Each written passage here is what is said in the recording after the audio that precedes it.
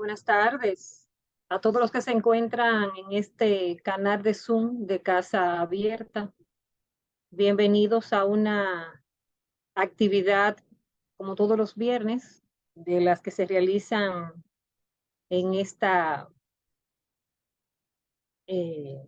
Casa Abierta, valga la redundancia. Saludamos a todas las personas que nos acompañan en este momento y a quienes se nos unirán en el transcurso de este espacio que está dedicado en el día de hoy a la masculinidad positiva. Iniciamos el mes de noviembre, es el mes número 11 de este año y mucha gente lo denomina el mes de la familia. También agradecemos a quienes están en las redes sociales de Casa Abierta y quienes se unirán luego en el canal de YouTube de Casa Abierta. Soy Antia Beato, les acompañaré esta tarde para compartir con ustedes esta introducción y luego entonces la coordinación de las preguntas que ustedes le harán al invitado del día de hoy. Hace 4 años que Casa Abierta inició actividades como esta.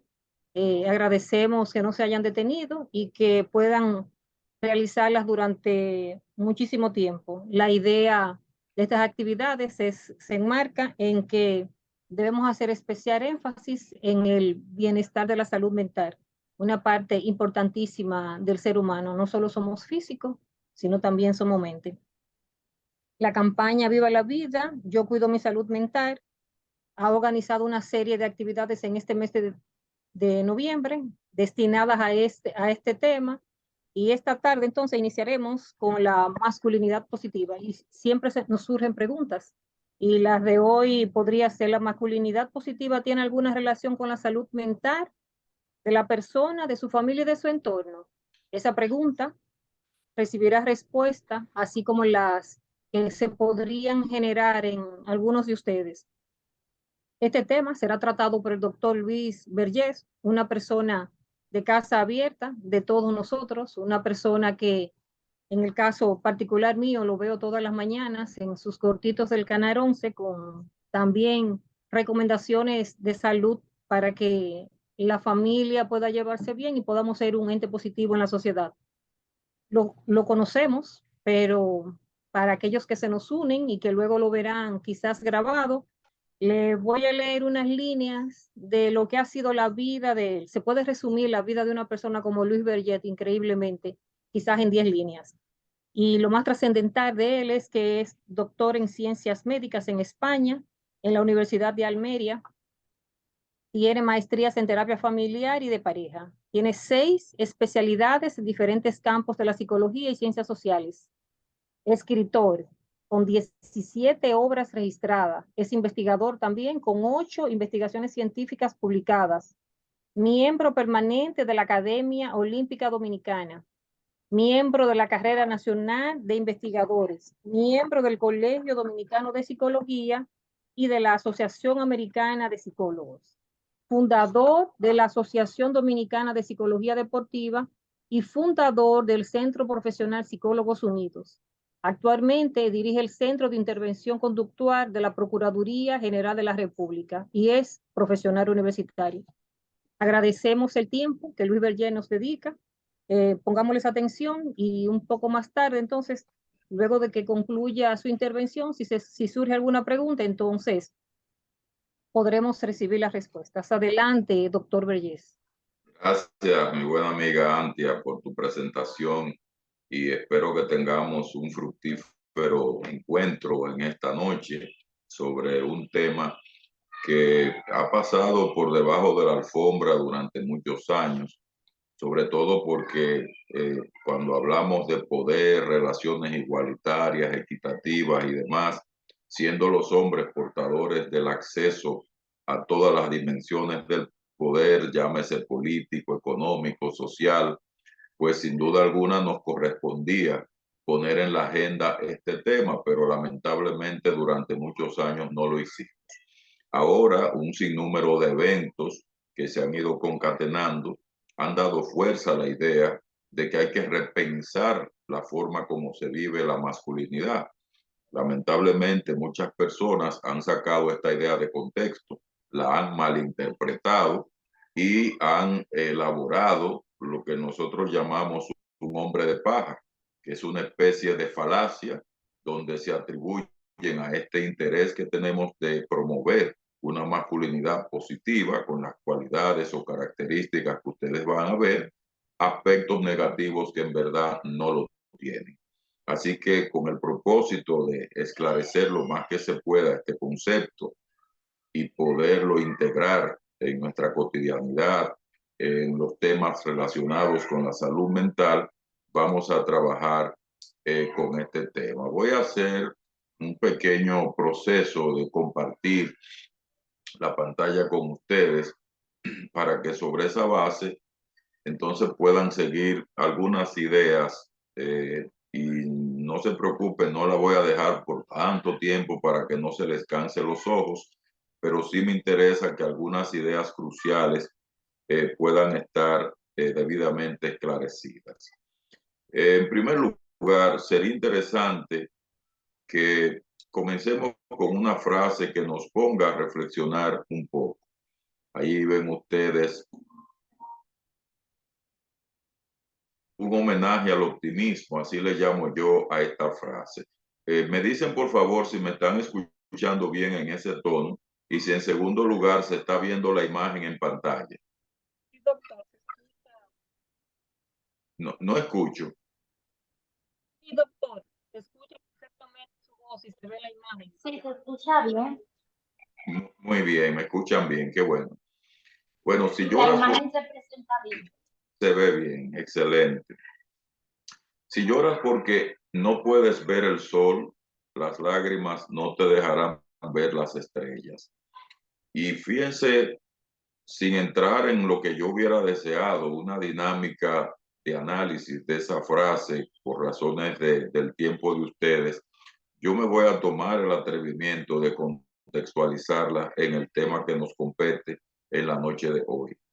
Fíjense que nos lamentamos mucho por lo que se vive con los temas de salud mental, lo que pasa con la violencia, pero también está ocurriendo un fenómeno preocupante y es que muchas personas se están quedando en la queja, se están quedando en la preocupación y no están aterrizando acciones concretas que puedan ser esperanzadoras. Alguien dijo una vez que es más honorable uno equivocarse siendo activo que nunca equivocarse siendo pasivo. Y yo soy de esa línea y es importante que en ese sentido hagamos un homenaje al optimismo con frases como esta que yo acabo de referir. Rápidamente, lo que vean ahí era alusión al Día Internacional del Hombre, que ahí surgieron algunas ideas, sobre todo a partir de Thomas Auster, de lo que yo voy a integrar en este tema de la masculinidad positiva, porque uno de los objetivos del que no ha llegado ese día, pero fíjense, ustedes se adelantaron al 19 de noviembre y ya estamos celebrando por adelantado con este tema el Día Internacional del Hombre, porque el corazón, el epicentro de ese día es promover modelos masculinos positivos. De esa misma masculinidad positiva que yo les voy a hablar es que se trata. Y para eso tenemos que tener clara la diferencia entre lo que significa ser varón y el concepto de masculinidad. Y todo se resume a esa partecita que ustedes ven en esas dos columnas. En primer lugar, recuerden que el ser varón ya alude a una dimensión concreta que son los aspectos biológicos que predeterminan físicamente y estructural o funcionalmente al hombre. Entonces, no podemos decir que el hombre es solo hombre porque es varón, porque tiene bigote, porque tiene voz grave o porque tiene una fuerza física que excede la fuerza física de la mujer. Porque si nos quedamos con esa definición tan truncada, vamos a tener el fomento de un mito, que es lo que tradicionalmente se ha venido viendo. De ahí que surge el concepto de masculinidad, que es un concepto más heterogéneo y que va más allá del aspecto físico del hombre. Ahí es donde entran las expectativas sociales y culturales a partir de la condición de ser varón. Fíjense que la masculinidad cambia mucho, porque no en todo el mundo a uno lo tratan igual por el hecho de ser varón. Hay culturas que se espera demasiado de los varones en términos físicos, bélicos, guerreros, a nivel laboral. Sin embargo, hay otras culturas que hay unas expectativas más igualitarias, más centradas en los fenómenos del equilibrio entre los derechos y los deberes, y eso, sin duda alguna, ya cambia el reduccionismo como nosotros enfocábamos el hecho de ser hombre. Ser hombre es una integración armoniosa entre aspectos biológicos, psicológicos y socioculturales. Así que la masculinidad, que es de lo que más nosotros vamos a hablar hoy, es un fenómeno ya más psico-sociocultural que biológico. Esto también debemos aclarar que no pretendemos bajo ningún concepto hacer una división, por decirlo de alguna manera caprichosa, partir al ser humano en compartimientos estancos, donde por un lado va a estar lo físico, por otro lado va a estar lo social y por otro lado lo emocional. Los seres humanos somos una unidad integral y cualquiera de las dimensiones que yo he mencionado que se afecte, sin duda alguna afectará a todas las demás. Y sobre esa parte ya volveremos en breve, porque traigo un cuestionamiento debido a que hay políticas públicas que han fracasado en muchas partes del mundo debido a que no se ha formalizado esta mirada que relaciona las diferentes dimensiones en el comportamiento masculino. Hablemos de cambio. Y esto es para mí central, porque una de las preocupaciones que tenemos es que, y ya aquí voy a referirme a algunos autores muy interesantes que han compartido históricamente sus ideas, y una idea central es que el cambio en las personas es posible. Así que si la masculinidad por alguna razón se ha estado viviendo de forma negativa, pues hay la opción de vivirla de manera positiva. Para ello, primero hay que creer, luego crear las condiciones para que ocurra, teniendo siempre presente que la parte más activa del cambio es la responsabilidad de quien tiene que cambiar. Así que si vamos a hablar de cambio, vamos a hablar de modificaciones, transformaciones, indicadores conductuales, sociales, interpersonales, que nos permiten darnos cuenta de que algo se está transformando en la vida de un ser humano. Y en este caso, concretamente, vamos a hablar de la posible transformación de la masculinidad. Pero, ¿qué habría que transformar? Bueno, lo que es transformable. Fíjense que lo biológico, la condición de varón, no es fácilmente transformable. Hoy se habla de epigenética, que es una disciplina científica que ha evolucionado a partir de la genética y que nos habla que hasta la misma genética humana puede transformarse en función de los intercambios ambientales y socioculturales que pueda tener un hombre. Pero no es ahí donde yo me quiero detener. Me quiero detener en los llamados cambios dinámicos, no en los llamados cambios estáticos. La genética cambia de manera estática porque tiene que pasar mucho tiempo para que se den ciertas mutaciones. En el caso que yo hablo, me refiero a cambios voluntarios, a cambios que dependen de posturas colectivas, sociales, individuales y, ¿por qué no?, de tomadores de decisiones que tienen influencia a nivel de un orden social y cultural. Pero ahí hay que detenerse entonces en ver los diferentes tipos de masculinidades. Y ustedes se preguntarán, este es un concepto bastante controversial. ¿Es que un hombre puede tener diferentes masculinidades?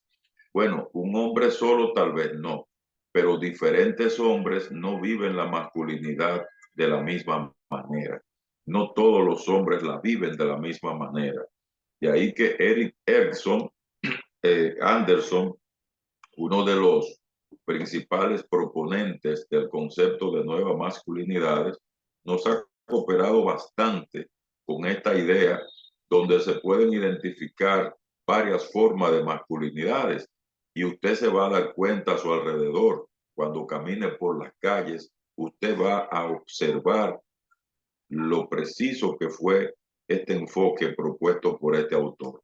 Él hablaba de una masculinidad hegemónica que se refiere a estas personas que no tan solo se conforman con el hecho de saber que son hombres, que no solo se conforman por el hecho de que saben que son varones y que tienen los atributos biológicos y genéticos que definen la condición del varón, sino que todo el mundo tiene que saberlo. Y como todo el mundo tiene que saberlo, entonces pasan a otro plano que se llama la masculinidad dominante. Esa masculinidad dominante es la que proclama no tan solo el hecho de que yo soy masculino, sino que hay otros hombres que son menos masculinos que yo. Y yo tengo más hegemonía, yo tengo más fuerza, yo tengo más poder que esas personas y por tanto me siento con un merecimiento de poder ultrajarlos, de poder abochornarlos, de poder humillarlos. Entonces, ese tipo de masculinidad le llamamos dominante. Está también la llamada masculinidad dañada, que ya es una masculinidad donde la persona se enferma por la forma como vive su masculinidad. Es una persona que no centra estrategias de cuidados en sí mismo, no centra estrategias de cuidados para los demás, ni mucho menos permite que lo cuiden. Y por eso se le llama masculinidad dañada. La hipermasculinidad, ya esta es una masculinidad que llega al grado de la violencia, porque no se trata solo de yo dominar, sino de que el que se opone a que yo lo domine, yo puedo matarlo o yo puedo matarla si esta persona no se somete a mis caprichos. Yo tengo que demostrar no solo que soy un hombre dominante, un hombre hegemónico, sino que soy un hipermasculino. Y fíjense ustedes, esos son los casos precisamente más peligrosos. Ustedes verán que estas personas con mucha frecuencia insultan a otros hombres con epítetos homofóbicos, que es lo que usted más oye en la calle. Ese es el insulto más frecuente. O sea que nuestro país está plagado de ese tipo de masculinidad. Y además de que son homofóbicos, que es una cualidad que la comparten con las otras masculinidades que he mencionado, tienen otra que se agrega, que es lo que llamamos la homohisteria. O sea, que son personas que cuando ven a alguien, por ejemplo, amanerado, o una persona que habla correctamente, o que se manifiesta con cierta delicadeza, pues ya estas personas se llenan de hostilidad, de rabia y articulan, y ustedes lo ven que eso se transmite hasta en los niños, como niños y adolescentes persiguen a otros niños, porque desde temprana edad estos niños no tienen los rasgos o características hipermasculinos como esta denominación lo espera. Ya en un orden más positivo entra la masculinidad inclusiva. Ahí entramos ya los hombres que de una u otra manera vivimos la masculinidad respetando todas las formas de masculinidades que no sean dañinas y cuestionando aquellas que de una u otra manera se validan sobre la base de atormentar y poner a sufrir a los demás.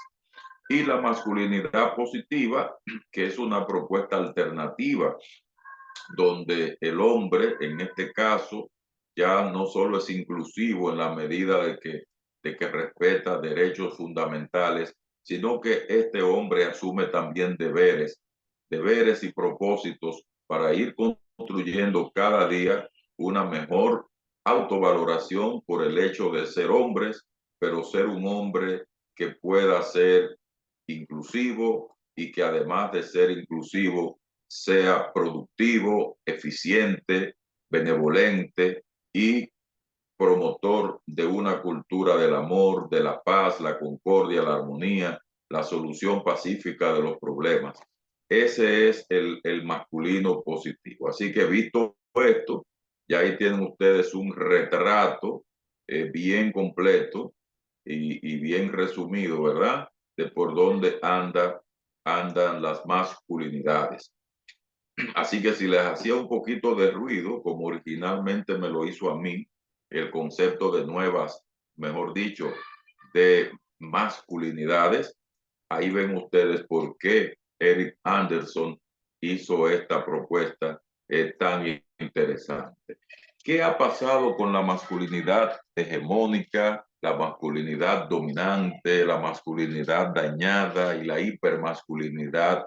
Por mencionar algunas de las esferas que yo he venido hablando hasta el momento.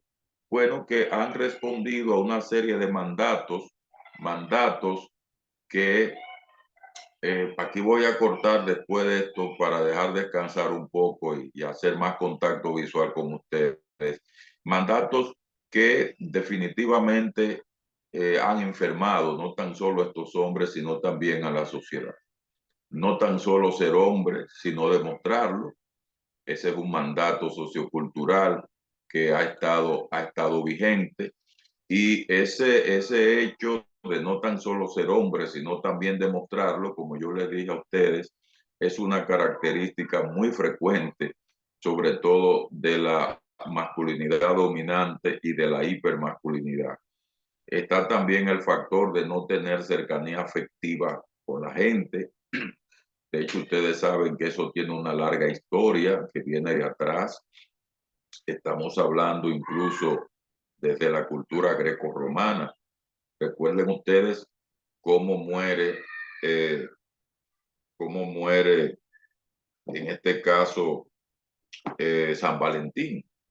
Recuerden que San Valentín, que es un santo que nosotros le celebramos su día como el Día Mundial del Amor, el Día Internacional del Amor y la Amistad, muere asesinado por un emperador romano, porque él creía en el amor y creía en el amor de los hombres, no solo el amor de las mujeres.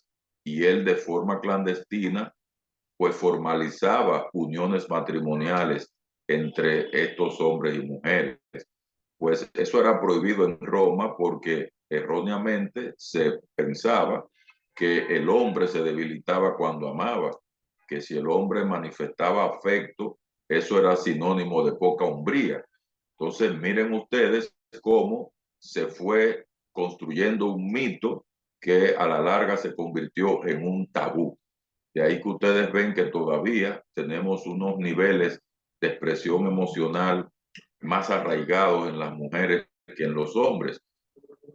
Algunos proponentes, sobre todo que vienen de la ultraderecha, plantean como que esto es una trama, esta idea que yo acabo de expresar de las líneas progresistas de estos tiempos y que en verdad el hombre es poco afectivo por naturaleza, que es poco afectivo por razones biológicas.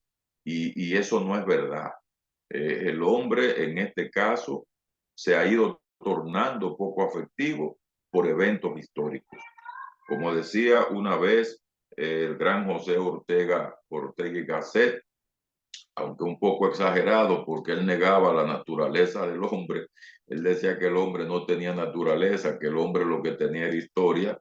Yo creo que sí, que el hombre también tiene naturaleza, como es la condición del varón, pero tomen el contexto de la frase para él resaltar que sí ha habido eventos socioculturales, históricos, que han condicionado la forma como desde el punto de vista de la afectividad se ha expresado la masculinidad. Y aquí hay un ejemplo. Está el abuso de la fuerza física, que también ha sido predominante como un mandato sociocultural. Tener poder hacia afuera, es decir, cuando yo tengo un problema y no lo puedo soportar porque estoy sufriendo, tengo que culpar a alguien de ese dolor, tengo que culpar a alguien de ese sufrimiento y lo que es peor, se agrega la coletilla de que ese alguien que me puso a sufrir me la tiene que pagar. Entonces miren ustedes cómo se pasa desde un proceso emocional no bien manejado a una agenda de violencia dañina y muchas veces traumática y fatal. Ser los más admirados. De hecho, cuando el hombre dentro de esta tradición, que no es la masculinidad positiva, no se siente admirado por las mujeres sobre todo, pues eso lo descompensa bastante desde el punto de vista socioafectivo. Los más audaces, no tan solo yo tengo que tener habilidades, sino que yo tengo que tener más que todo el mundo. Correr riesgo, siempre tener la razón, mostrar dureza, estoicismo. Miren que todos estos elementos son muy grecorromanos. Es como si estas formas de masculinidades a las que yo me he referido estuvieran sustentadas en unos arquetipos ya pasados de historia desde el punto de vista de estos tiempos. Sin embargo, hay hombres que se obstinan en mantenerlos. La autosuficiencia, de hecho, para algunos hombres, cuidados y un grupo muy considerable, el no ser autosuficiente es una fuente de vergüenza. En algunas culturas más que en otras, hemos tenido eventos, sobre todo cuando hay crisis económicas que han llevado a desempleo y demás, y ustedes han visto lo que ha pasado ahí. Ahí hemos tenido suicidios en masa, gente que se deprime y que llega a un estado de desesperación tal donde sus vidas prácticamente pierden sentido. Y obviamente la falta de conexión que nunca va a faltar. Bien, al decir todo esto, porque no quisiera yo terminar esta intervención sin dejar algún espacio para que conversemos y dialoguemos con ustedes. Y eso lo haremos en los últimos 10 o 15 minutos. No quisiera yo dejar de lado los resultados que nos ha traído la masculinidad hegemónica y la masculinidad, como yo mencioné, dominante, y la peor para mí de todas las formas de masculinidades, que es esa masculinidad extrema a la que yo me refería y que se llama hipermasculinidad. Fíjense que estas modalidades, sin duda alguna, han traído resultados funestos. Uno de ellos es la llamada tríada de la violencia. Este fenómeno ha sido designado así porque tiene que ver los tres con la manera como se viven estas masculinidades. Una primera manifestación dañina es la violencia hacia los demás hombres. Ya yo les comenté los comentarios homofóbicos, los insultos homohistéricos, que ha costado muertes en las calles. Fíjense que aquí recientemente el Ministerio de Interior y Policía compartía unos datos donde se observaba que la mayor parte de las personas que son asesinadas es por crímenes de convivencia. Y cuando hablamos de crímenes de convivencia, me refiero a insultos, dificultades para dirimir un conflicto sencillo o convertir este conflicto en una solución violenta. Bueno, pues uno de los elementos más detonantes de violencia son los insultos homofóbicos, y eso se da con mucha frecuencia entre hombres.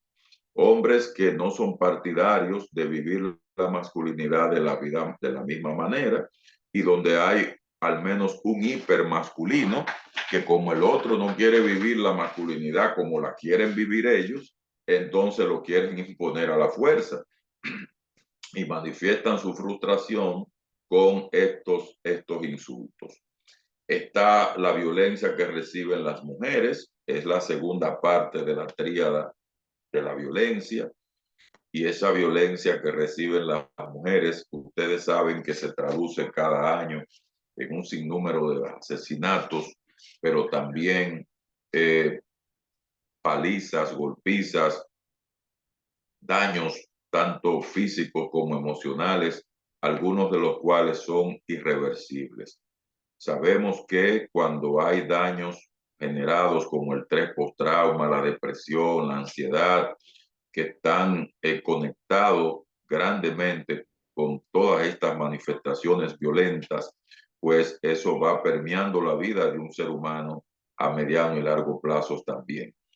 Y el último aspecto de la tríada cognitiva es lo que conocemos con el nombre de violencia hacia sí mismo.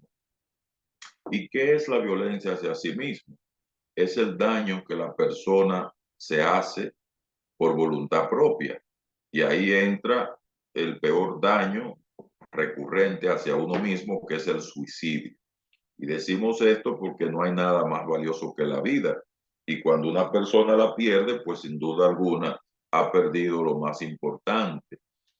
Entonces, estos daños que entran por el suicidio como su máxima manifestación son predominantes más en hombres que en mujeres.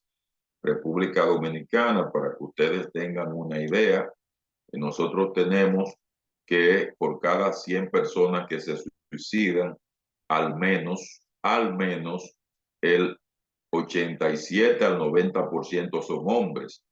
O sea que hay un porcentaje mínimo de mujeres que se suicidan en República Dominicana. Y esta tendencia, no tan abrumadora como la que tenemos acá, pero sí con una brecha bastante grande, también se observa en otros países del mundo. Ustedes se van a encontrar cómo las estadísticas mundiales nos presentan una relación de 3-1. Estoy hablando ya de cifras de la Organización Mundial de la Salud en cuanto a suicidio. O sea que a nivel mundial de 3-1 y en República Dominicana de 6-1. Imagínese usted que prácticamente duplicamos esa brecha cuando se habla de la variable género. Así que resumiendo, ese es el primer gran daño que podemos observar como resultado de estos tipos de masculinidades que se viven de la manera como yo acabo de decir.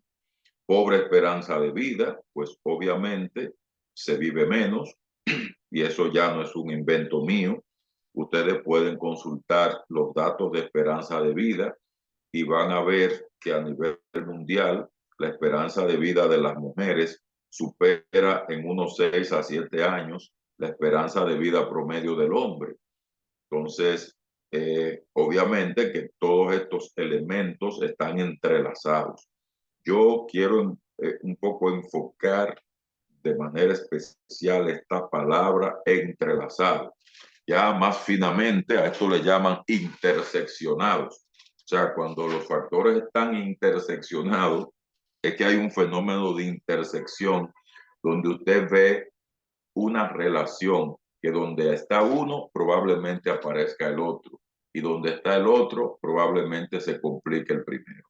Por eso cuando hablemos de masculinidades no podemos centrarnos en la idílica imagen del hombre ahí en el jardín del Edén y que estaba desnudo y avergonzado y todo este tipo de cosas. No, esto va más allá. Esto va ya en una realidad biopsicosocial donde entran estos elementos que yo estoy comentando. Enfermedades no tratadas por falta de cuidado. Fíjense que una de las enfermedades prevenibles hoy día es el cáncer de próstata, que independientemente de que pudiera ocurrir por muchos factores fuertes a nivel genético y ambiental, lo cierto es que pudiera ser más prevenible con cuidados a tiempo, cuidados oportunos. Sin embargo, todavía hay un mito, no tan solo en relación a las enfermedades, sino de manera particular en relación al cáncer, y todo lo que tenemos que hacer los hombres en cuidados preventivos. Quiere decir que estas enfermedades no tratadas por falta de cuidado, pues desmontan la posibilidad de que nosotros seamos capaces de avanzar en materia de esperanza de vida. Falta de cuidados preventivos, sin duda alguna. Fíjense que todos esos mandatos socioculturales a los que yo me referí, pues cuando se cumplen a partir de estos estilos de masculinidades que no nos aportan salud, no nos aportan esperanza de vida, no nos aportan indicadores de reducción de violencia y demás, pues ¿qué va a pasar? Pues no vivimos la cultura de la prevención. Y al no vivir la cultura de la prevención, pues nos vamos quedando cortos ante la posibilidad de una vida de calidad. Negación de los cuidados afectivos, como yo he sido insistente en plantear en todo momento, que la afectividad es fundamental y que si bien es cierto que históricamente ha sido negada al hombre, primero por razones evolutivas de sobrevivencia, el hombre era que peleaba y demás, ya los tiempos han cambiado. Si bien es cierto que el hombre sigue peleando, también es cierto que el hombre puede seguir amando y no porque deje de amar va a pelear mejor. No estamos de acuerdo con que siga peleando, pero los que estén de acuerdo que el hombre tiene que seguir peleando, cosa que yo no comparto, eso no significa que porque la gente pelee tiene que dejar de amar. Y yo considero que mientras más amemos, mayores serán las posibilidades de que algún día dejemos de pelear. Y creo que el día que dejemos de pelear, entonces se salva la humanidad. Bueno, llegamos aquí ya al preámbulo de lo que va a ser nuestro final y me aboco a plantear algunas áreas mejorables. A partir de todo lo que he dicho, ¿qué es lo que podemos mejorar? Porque no podemos dejar esta intervención mía sin propuestas. Lo primero, la actitud ante la salud y el autocuidado. Sin duda alguna, una masculinidad positiva no se puede dar el lujo y nunca va a pasar con buenas notas dejando de lado la salud y el autocuidado. Y ahí yo entro también el cuidar a otros y dejarnos cuidar, porque tampoco podemos disociar la idea individual de preservarme y cuidarme de la idea colectiva de hacer cosas que no dañen a los demás. Y eso es fundamental. Parte de lo que nos está acabando como sociedad es que hay un individualismo muy grande donde cada quien piensa en salvarse a sí mismo y así nos lo dicen, la salvación es individual, ajá, y la sociedad. No, tenemos que salvarnos, pero salvar a la sociedad y hacer algo para que nuestra sociedad sea cada vez mejor. Como decía el gran sociólogo Etzioni, un sociólogo judío, él decía que mientras más se incentivan los valores individuales a menosprecio de los valores sociales, menos conexión habrá entre lo individual y lo comunitario. Y mientras más se pierde ese vínculo individual y comunitario, pues más se aleja la vida y la calidad de la misma de todo ser humano. La paternidad, esa es una área donde tenemos que mejorar y donde hay que replantearnos muchas actitudes diferentes. Yo que trabajo en la Procuraduría, les puedo decir a ustedes que me avergüenza la cantidad de casos que yo veo de solicitudes de pensiones, sometimientos a hombres porque no cumplen las pensiones alimenticias de sus hijos. Entonces yo me pregunto, ¿qué pasa con la paternidad? Fíjense que nuestra cultura masculina, sobre todo en esas formas de masculinidades que yo mencioné, predomina con un arraigo muy fuerte la idea de que la mujer es la que cuida y de que los hijos son de las mujeres. Eso es falso. Entonces usted ve que cuando hay una separación, los hombres muchas veces no solo se separan de las mujeres, sino que también se olvidan de que son padres de los hijos. Y la evidencia que no me deja mentir es la alta frecuencia de denuncias por este tema de la pensión alimentaria. Otro reto y área mejorable es disociarnos de la violencia. La masculinidad no puede seguir asociada a la violencia, pero eso no es solo decirlo, es hacerlo. Y hacerlo implica una práctica cotidiana que fomente la cultura del buen trato, que redefina la hombría y la masculinidad, no como entidades de supremacismo, no como entidades de predominio, no como entidades de hegemonía sobre los demás, sino dentro de una estructura colaborativa con un estilo de solución negociable hacia cualquier tipo de problemas. Que la fuerza física, que es en este caso un premio que nos dio la naturaleza, no se siga empleando en un ejercicio vano para imponer el poder y el control sobre los demás, sino más bien que sea una saludable inversión para tener un mundo mejor. Mejorar la calidad de vínculos afectivos es otra propuesta dentro de las áreas que yo he venido un poquito defendiendo en los diferentes escenarios y atalayas donde me ha correspondido abordar estos temas. Así que todo esto tiene propuestas muy específicas para cada una de estas áreas. Si nos queremos disociar de la violencia, hay que asumir responsabilidad por la violencia sin culpar a los demás. Hay que aprender a manejar el enojo. Hay que aprovechar la inteligencia, lo que hoy llaman la inteligencia emocional, pero yo digo que toda la inteligencia para enfrentar los problemas de una manera saludable y positiva.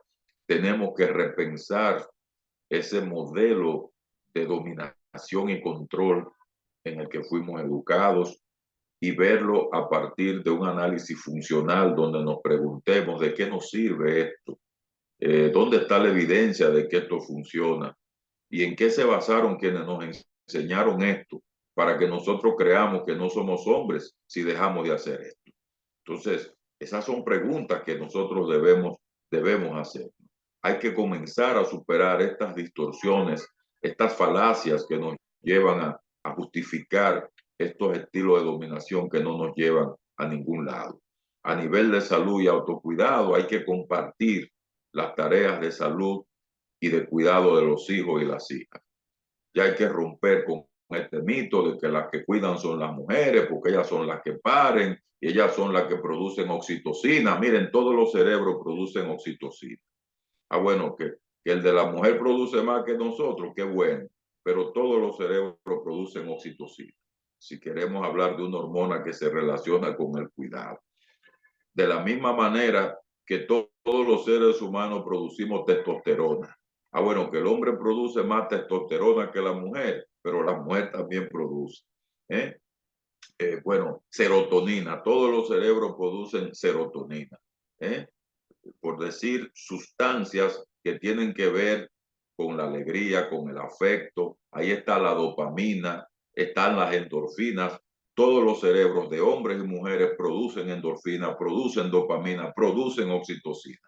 Entonces, si nuestros cerebros producen lo mismo, aunque algunos en un mayor grado que otros, y algunos han estado condicionados por razones evolutivas, porque la selección natural obligó a que los hombres en algún momento negaran estas conquistas y las mujeres nos adelantaran, eso no significa que no podemos avanzar.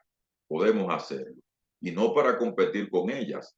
Ellas serían las primeras que se alegrarían en tener hombres más afectivos, más solidarios, menos hostiles, menos violentos. Y si desaparece todo eso, mucho mejor. Así que esta idea de mejorar los vínculos afectivos, las dimensiones de afectividad, pues nos traen a nosotros con una frase que yo digo que el único error real es aquel del cual no aprendemos nada. Yo creo que ya hemos cometido muchos errores en estas masculinidades que yo acabo de describir, estos estilos, estas formas de vivir la masculinidad. Entonces tenemos ya que aprender.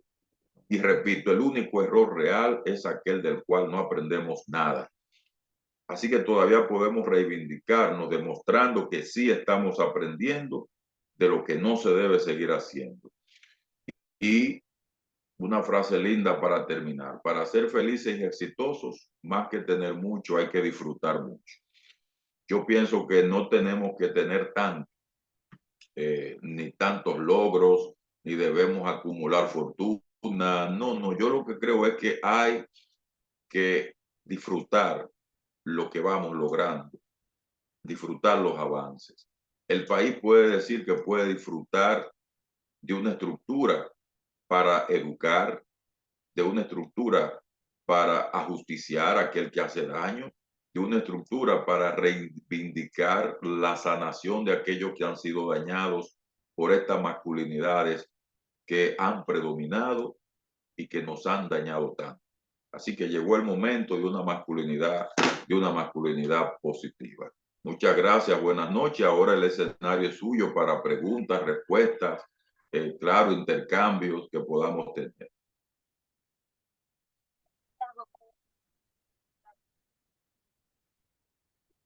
Aporta mucho a la construcción de esa masculinidad positiva y yo creo que eso haría mucho en el cambio que la sociedad espera.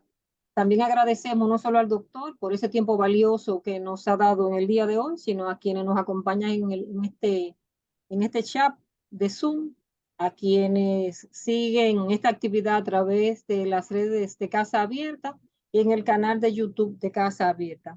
El doctor Luis Berger ha abordado un tema importantísimo que, aunque es masculinidad positiva, nosotros tenemos como mujeres que acompañar ese cambio que el doctor propone. Propone el doctor que abandonemos las quejas y las preocupaciones y que es un tiempo de acción. Ciertamente, si no iniciamos las acciones, aunque se cometan errores, no se podrán producir los cambios. Con los errores, entonces aprendemos qué debe ser cambiado y qué no, y qué cosas de esas nos dejan elementos positivos. Yo creo que la definición de varón y de masculino ha sido trascendental. Hay unas expectativas que no solo la sociedad y la cultura le hace presión al hombre y nos sumamos nosotras, las mujeres, a esa sociedad y a esa cultura. También les exigimos nosotros a esos hombres que actúen de una manera diferente, muy macho, muy masculino. Y es lo que produce lo que el doctor ha definido como una masculinidad muy negativa, que es la hipermasculinidad. Creer en el cambio, el doctor tiene razón, si no creemos que el cambio es posible, ¿para qué vivimos? Entonces no tiene ningún sentido la lucha y que se creen las condiciones para hacerlo. Nosotros junto con el doctor y con ese espacio que el doctor ha creado debemos sumarnos, reiteramos, como mujeres, como madres, como amigas, como compañeras de trabajo y ser una cosa que el doctor es como la parte esencial. Se debe crear el cambio, pero el hombre debe trabajar en el cambio. El cambio no viene solo, el cambio no viene de afuera, el cambio viene de mí. Yo debo asumir que no estoy haciendo las cosas de manera adecuada. No solo ofendo a mi entorno, a los demás varones que están en mi entorno, sino también a las mujeres que están en mi entorno, a los niños que están en mi entorno, porque no creo que se estén comportando a la altura de mis expectativas. Y entender también que los varones no son todos iguales, los hombres no son todos iguales, la masculinidad no se vive de igual manera como ha dicho el doctor. Entonces, debemos trabajar todos hacia la masculinidad inclusiva, que es la que respeta la diferencia. Y yo creo que eso es trascendental, doctor. Si no nos ponemos a respetar a los demás, no creo que habrá ningún espacio para ese cambio. Y otro elemento que el doctor eh, señaló, que es la tríada, y es la violencia hacia primero los hombres, luego hacia las mujeres y luego hacia sí mismos. Estamos recogiendo las cifras funestas de esa tríada. Y es escalofriante saber que entre el 87 y el 90% de los suicidios en República Dominicana son de hombres porque no se encaja en un modelo de masculinidad. si no trabajamos la masculinidad positiva, entonces nos quedaremos sin hombres en esta sociedad. Y nosotros tenemos entonces, luego de esa síntesis de lo que el doctor ha tratado, tenemos a Raidiris Cruz en voz en off para hacer las preguntas que en este chat y en las redes de Casa Abierta y en el canal de YouTube se han generado. Dejamos los micrófonos abiertos por un breve tiempo, porque el tiempo del doctor también es muy importante, para que esas preguntas se generen. Gracias, Antia. Gracias al doctor Luis Vergés. Hay una pregunta que quisiera hacer, lo señalaste en la síntesis, Antia, pero que están preguntando si podría de nuevo el doctor darle un poquito de fuerza al tema de la tríada cognitiva, que realmente llamó mucho la atención. Bien, la tríada de la violencia es ya la forma como se manifiesta desde la masculinidad, tanto hegemónica, dominante e hipermasculinidad, el daño hacia uno mismo, el daño hacia otras personas. En este caso, el daño hacia uno mismo ya entran los suicidios, el daño hacia otras personas, bueno, hombres que matan a otros hombres, y el daño específico hacia las mujeres, hombres que no saben relacionarse con mujeres si no es dañando a las mujeres. Y ahí no entra solo el daño físico, ahí entra también otros tipos de daños. Fíjate que hay hombres que solo saben relacionarse con las mujeres instrumentando a las mujeres sexualmente, por decirte algo, que lo único que les interesa de las mujeres son sus cuerpos y no entienden que las mujeres tienen sentimientos, que las mujeres tienen emociones. Hay, por ejemplo, un fenómeno que tiene mucho subregistro en República Dominicana porque las estadísticas no hay manera de llevarlas bien en ninguna parte, pero sobre todo en ese tema es las violaciones sexuales. Fíjate que ese es un fenómeno que nunca se va a conocer en su verdadera dimensión. Primero porque no se denuncia con la frecuencia que debería denunciarse y en segundo lugar porque los agresores buscan todas las formas de evitar que eso ocurra. Entonces esa tríada de la violencia es masculina, esa tríada de la violencia no es femenina y eso nosotros tenemos que estar claros. O sea, la mujer no entra en esa tríada. Bueno, eso no quiere decir que por razones de reactividad emocional una mujer un día no explote y haga algo como nos ha asombrado a todos, pero estadísticamente, esa tríada abrumadoramente es masculina y en especial propiedad de una forma particular de masculinidad. Muchas gracias, doctor. También hay una pregunta vinculada con el tema de la creación de condiciones. Desde su mirada, ¿cuáles recomendaciones serían importantes tomar en cuenta para el tema del sistema educativo y del mundo comunitario? Sí, mira, uno de los problemas que hemos tenido es que cuando vemos lo educativo, lo comunitario y el individuo, lo hemos estado viendo por separado. Y ese es el gran error. Nosotros, la primera tarea que tenemos es la de unificar todas las dimensiones porque todas están interseccionadas. Si tenemos una educación tradicional, centrada en el sexismo, en la división arbitraria de roles, que fomente sutilmente la superioridad de un sexo sobre otro, pues obviamente vamos a seguir teniendo hombres hipermasculinos, porque ya hay una ideología que se irá trabajando desde un sistema educativo obsoleto que no prepara para vivir en una sociedad de derechos. Y ahí es donde tenemos la primera falla. O sea, el sistema educativo tiene que adaptarse a las verdaderas necesidades y retos que tiene nuestra sociedad de vivir en paz. No podemos vivir en paz y siempre habrá violencia si no tomamos en cuenta que eso no lo podemos prevenir cuando el hombre es adulto ya. Eso tiene que comenzar a prevenirse desde la niñez, formando desde la niñez los valores ciudadanos de respeto, de equidad, de igualdad, de promoción de valores, que se practiquen estos valores de preservación de la salud, que la gente abandone la falacia de que hay que ser audaz, de que hay que ser el mejor, de que hay que destrozar al otro para yo brillar. Mientras sigamos fomentando ese individualismo de forma, yo le llamo a eso el currículum oculto, porque aquello que no se visibiliza con propiedad y con firmeza queda en el currículum oculto. La gente interpreta que lo puede hacer. Entonces, de forma ostensible, clara y objetiva, el sistema educativo dominicano tiene que fijar su posición en relación al tipo de hombre que queremos, el tipo de masculinidad que se quiere educar. Y fíjate que eso ni siquiera aparece por ningún lado. Así es, doctor, muchas gracias. Hay una pregunta relacionada con la labor directa que tiene su persona con el Centro de Intervención Conductual de la Procuraduría. ¿Sí podría compartir un poquito en qué consiste el acompañamiento que ofrece el centro? Mira, ya el centro entra en una fase terciaria de atención. Son los casos de hombres que ya han cometido hechos, algunos muy bochornosos, en el campo de la violencia. Ya hay que informar que todas las formas de violencia son sancionadas porque representan lo que nosotros llamamos conductas antijurídicas.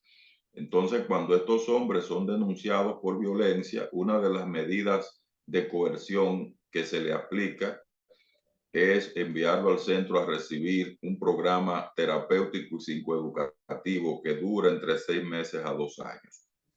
Esto naturalmente no es residencial, ellos no están internos allá, sino que están en modalidad ambulatoria, es decir, que ellos pueden ir una vez por semana, ahí participan en sesiones individuales, terapias grupales, se les hacen evaluaciones psicológicas, se diseñan planes de intervención y ya tenemos todo un currículum donde cada contenido, cada componente es trabajado con una metodología especial.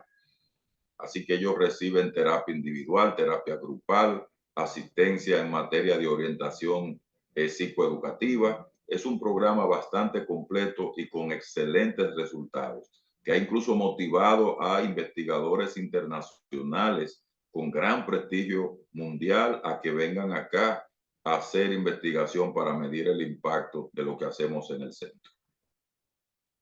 Eso es una buena noticia, doctor. Muchas gracias. Yo no sé si habría algún comentario adicional del público en el Zoom, sino entonces pasamos al cierre.